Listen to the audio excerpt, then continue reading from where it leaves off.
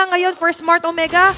Maaga nagkakapeter sa posisyon sa Peru ng Turtle. Mauna yata sila dito mag-setup. May final slash. Super Blitz mahatang. Brusco nabitbit na rin. First blood para kay Ukir. Pero kay King Kong. Mapupunta dito yung Turtle. Dash out para kay Andorio. Habang si Kirk mabibitbit yata. Pero may paglatag ng mga yellow para kay Super Fritz. Arrows. So ngayon na meron na tayong pagong. Nakaredy na magkakasabi lang natin. Meron na tumabli na Kalea. So mabibilis pa nga dito si Luis. Hindi na makakagalaw pa. So nasa nasagot dito ng Omega. Mapapatras yata sila. Si Brusco dito ay aatras. So yung nandito natin mga players, tutuloy nila yung Turtle, pero parang hirap yata. Sakit na rin ang damage dito ni Super Friends. Walang cold start dito. Hot start agad para dito sa Onyx Philippines. Eyeing this Turtle. Andyan sila King Kong Kirk sa may bandang harap. Super Yoshi, medyo lalalim. At ito na nga sila, tumama pa yung Spear of Destruction. Si Joe biglang dumating. Si King Kong makakakuha dito ng Turtle. Si Brusco mapapatay nila at hahabulin yata iba. Pero nandito na yung mga players ng Onyx paalis at nakasecure pa nga sila ng pagong. Leaders as we mentioned, sabihin man natin nagkakaroon ng trade na Smart Omega. Pero ito Brusco! yung trade na Ayan na naman. Oh my G! Si Luis dito ay laging nakukuha ang RKO. Yeah, pangatlong ano na rin.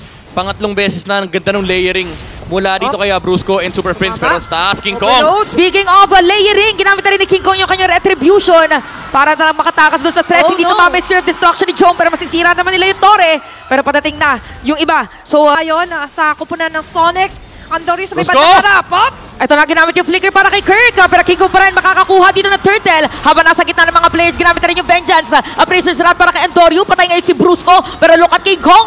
Umawashing-washing lang. At rin si Kelo nakawala na buhay. Ginamit pa yung flicker dito para kay Ukir. At si Jom bigla na dumating. Okay, si Jom naghahanap ng sino target nila. King Kong umawashing-washing. Pero pipilitin dito sa barangay na makuha siya. Masastan pa nga. Makakatakas ba siya? Makakatakas ba ang Sigma? Pero hinahabol pa rin nila. Okay, kulang na lang mag-ninja Ranchador. Walang lingo na para dito kay King Kong. Hindi pa rin siya mahuhuli.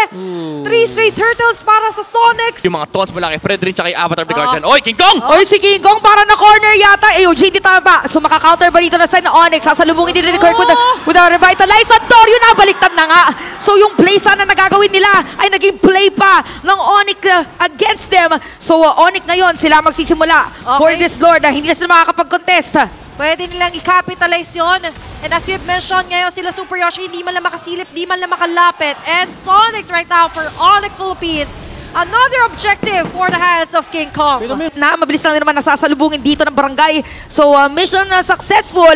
Pero successful nga ba talaga yung setup play? AOG ang counterplay nila. So, it's gonna be a kill streak para dito kay Super Friends. Habang si Kyle na sa may Geddy. Super Yoshi mawala ng buhay doon. Kirk, makakakuha dito ng patay. Ay, nandito nga si Brusco. Hinihina mga sakat. Jump sa mga sibat. It's going to be a 2-for-1 habang for the Sonics. Hindi Fred rin ang kapal eh. Parang full damage ka. Oy, Kirk!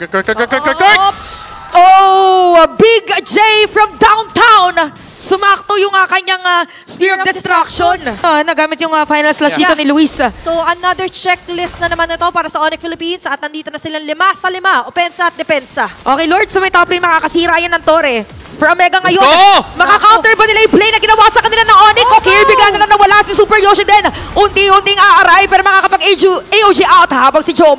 Nagpiprihit lang sa kanyang Moskov. So, madedepensahan pa rin dito ng barangay. Yung kanilang base, wala na dito Pride of Ice, si Super Friends. At siya na nga ang target nila. Nako, shutdown na para dito kay Jom. At nakagalit na nga bigla yung barangay. Double kill. Kanina kaminyak siya, pero laban na ito ni Kevin. Even ni Jom. At nasaktuhan pa na pinasok dito ni King Kong. Hindi daw sila pabayag na hindi sila lalaban. Ito daw yung Super Fam. Ito yung Super Fam na pwedeng bumigo dito sa barangay. Onyx Philippines, game number 2.